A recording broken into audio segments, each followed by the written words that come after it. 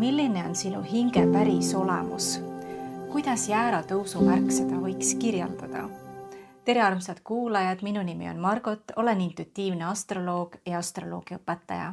Ennem kui sa asud seda videot vaatama, vaata kindlasti ära eelmine video, kus ma tutvustasin tõusumärke üldisemalt ja sisuliselt, mida need tähendavad. Mis on siis jääratõusumärk ja kuidas see kirjeldab meie hinge päris olemust? Tõusumärk on midagi, mis on meie enda jaoks varjus ja need on omadused, mida me endas alguses ei näe, ei tunnista, aga meil on vaja neid tunnistada. Samas teised inimesed võivad väga selgelt meie juures just nimelt neid omadusi näha. Jääratõusumärk peidab endas võitleja arhetüüpi. Ehk see hing juba oma kogemusega, millega ta siia kehastusse tuleb, on loomupäraselt julge, tugeva tahtega, võitleja, reageerija, iseseisev. See on samuti väga intuitiivne hing ja see intuitiivsus väljendub nüüd jääratõusumärgil kiire sisemise teadmisena. Lihtsalt sisemine teadmine. Nüüd intuitiivses astroloogias siis jääratõusumärk võib viidata sellisele hingele, kellel on siis nii-öelda see hingelugu ehk varasem kogemus ellujäämisest, võitlemisest oma koha eest maailmas. Ja see hing on juba harjunud kiiresti tegutsema, teistega mitte arvestama, ongi olema veidikene isekas ja liikuma läbi elu jõu ja tahtega. Kuid selle kogemuse varjukülg seisnebki selles, et inimeses on enda sees pidev valmisolek võitluseks, pidev valmisolek ennast kaitsta, pidev valmisolek ennast nii-öelda kaitsta ja rünnata ja reageerida. Ja sageli need inimesed ise võivad pidada ennast väga rahumeelseks inimeseks, sellepärast et see võitlus ja see sisemine konflikt ja see jõud ja tahe ei ole midagi, mis on inimese enda jaoks nähtav. Inimene ise ei näe seda ja tegelikult on need ka sellised omadused, mida inimene ei taha enda juures näha.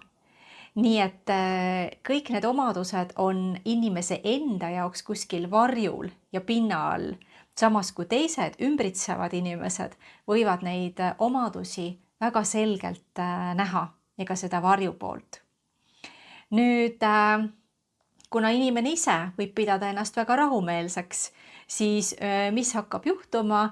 Tõenäoliselt siis see, et ükskõik kuhu inimene ei lähe, milliseid suhteid ta ei loo, mingid olukorrad elus, ta hakkab märkama seda, et ikkagi mingil hetkel muutuvad näiteks need suhted pingeliseks või vastandlikuks, samamoodi igasugused muud olukorrad. Ja ta on seotud siis sellega, et nüüd jääratõusumärki kandev hing kannab endaga kaasas väga tugevat jõudu ja see on ka purustav jõud. Ehk sisuliselt ükskõik kuhu ta läheb, seal tekib mingisugune purustus, ilma et inimene selle peale siis ise mõtleks. Ja varjupoolena võibki siin väljenduda kärsitus, impulsiivsus, soov kõike kontrollida ning allasurutud viha ja agressioon. Ehk see on selline passiiv-agressiivne pool, mis sellel tõusumärgiga siis kaasneb.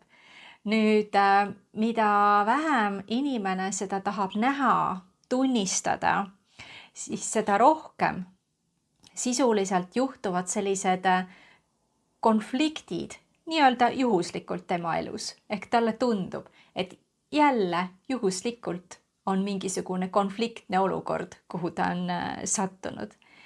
Kuid see tegelik muutus hakkab siis sellest hetkest, kui inimene hakkab märkama oma reaktsioone ja mis toimub tema ümber.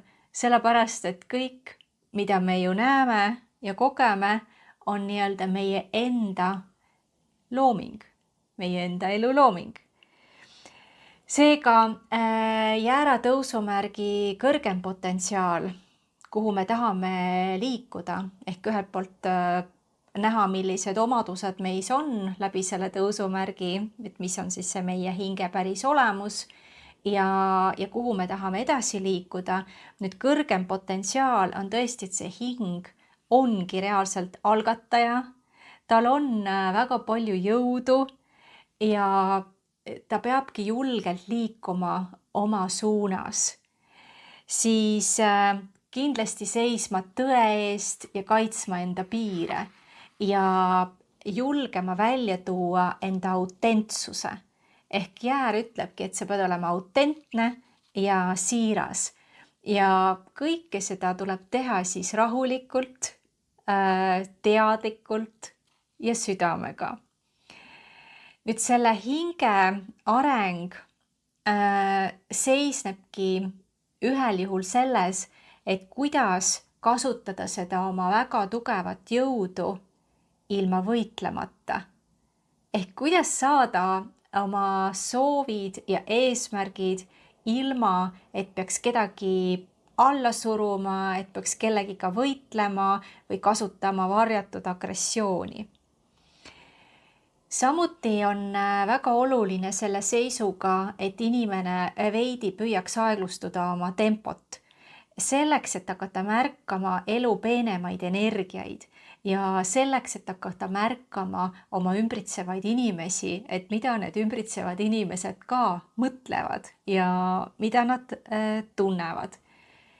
Nii et selle hinge tegelik jõud ei peitu agressioonis, vaid autentsuses ehk sellises selguses,